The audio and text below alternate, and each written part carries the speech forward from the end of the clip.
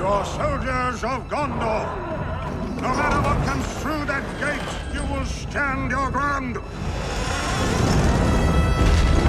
If you're a book reader, you know what is really coming through that door. If you've seen only the movies, you might think you know what's coming through that door, and you might happen to think that trolls clad with armor, with massive swords, are by far the most terrifying thing that could walk through the front doors and take the first steps into Minas Tirith. But I am telling you, what comes through those doors in the books is so much better. It is so much more cinematic, so much more dramatic, and 100 times more terrifying than these trolls. And it's maybe the moment that I have been most shocked at since reading these books for the first time. I think it was that and when Sam puts on the ring in the last book. Because if you don't know, I am reading The Lord of the Rings for the first time in my entire life, and I'm publishing all my thoughts in the form of video essays. So if you want to vicariously live through me who is reading these books for the first time, or maybe you just haven't read them and want a companion to read them, you can join me on my journey and vicariously live through me who's reading them for the first time. So make sure you subscribe to the channel. You can also like the video and become a member for some members only content as well as early access to videos. You can also donate on a specific video if it really suits your fancy, but it's all kind of up to you. But again, I do live reads of my read through for Lord of the Rings, where every single chapter I kind of give all my thoughts and my reactions as a read. And I just want to kind of play for you my first reaction of this moment because it was absolutely wild to me. From someone who has grown up loving these movies, to see this moment so much different and so much more terrifying in the books was actually a huge shocker to me. So this is my moment. And upon the last stroke, the gate of Gondor broke. As if stricken by some blasting spell, it burst asunder. There was a flash of searing lightning, and the doors tumbled in riven fragments to the ground.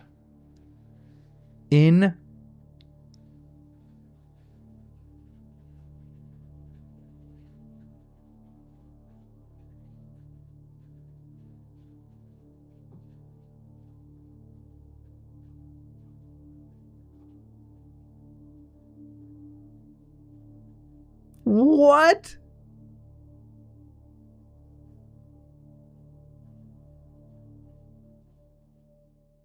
In rode the Lord of the Nazgul.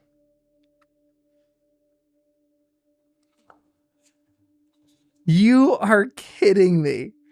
That's right. In walked the Lord of the Nazgul. Not trolls. They are not the first thing that enters Minas Tirith. The Captain of Despair himself, the Witch King of Angmar, walks in. And it's even crazier than you think as well, because previously Denethor was talking to Pippin saying how good generals, they always lead from the back of the army.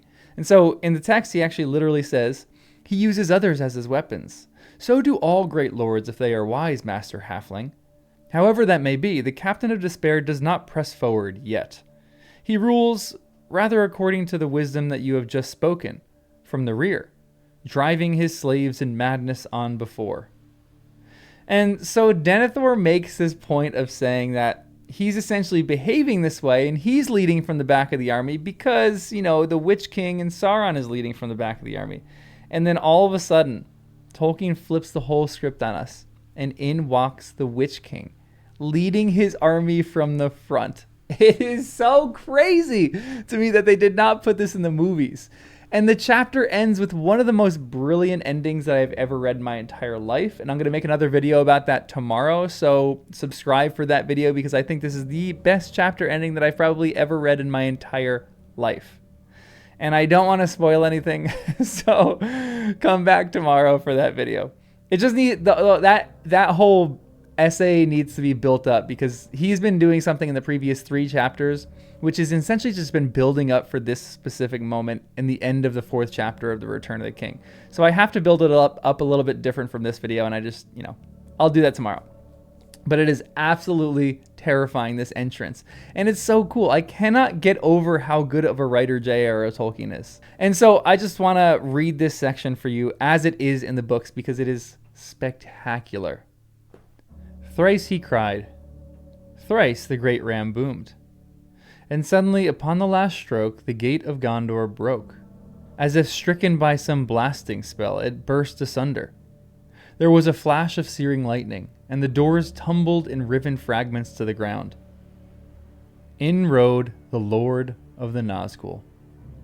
A great black shape against the fires beyond he loomed up, grown to a vast menace of despair. In rode the Lord of the Nazgul, under the archway that no enemy ever yet had passed, and all fled before his face, all save one. There waiting, silent and still, in the space before the gate, sat Gandalf upon Shadowfax, who alone among the free horses of the earth endured the terror, unmoving, steadfast as a graven image in Rath Dinen. You cannot enter here, said Gandalf, and the huge shadow halted. Go back to the abyss prepared for you.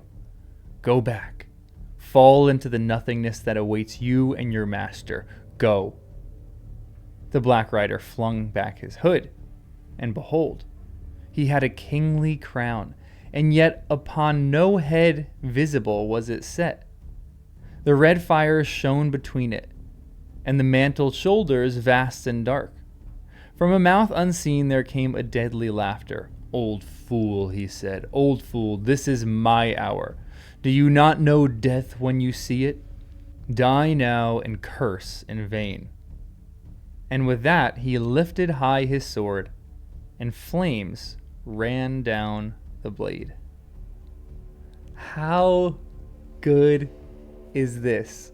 This is drama. The beauty of this section, our Shadowfax standing true. And there's another 2 paragraphs that I will save for tomorrow for the explanation of the ending. For it, it's just so good. So come back tomorrow, because I continually do not understand why they keep making these changes in the movies.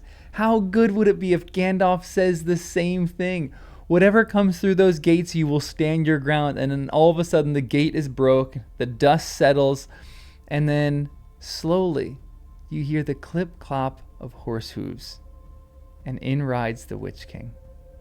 It's such a better encounter than the one that we get in the movies, where he just breaks the staff and just kind of rides away. That doesn't even happen in the book.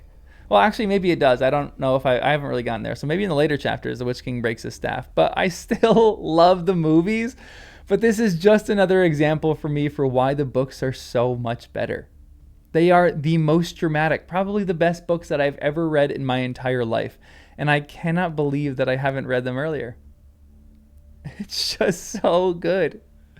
But come back tomorrow for why I think the ending of this chapter is probably the most brilliant storytelling device and storytelling way that I've ever had anybody end a chapter that I've read in my entire life before. Tolkien has been building this for 100 pages, and it's just so perfect. So subscribe, make sure you like the video, and if you made it this far, you can become a member as well. And as always, remember to look toward Numenor, that was, and beyond to Elvenhome, that is, and to that which is beyond Elvenhome and will ever be. I'll see you in the next one.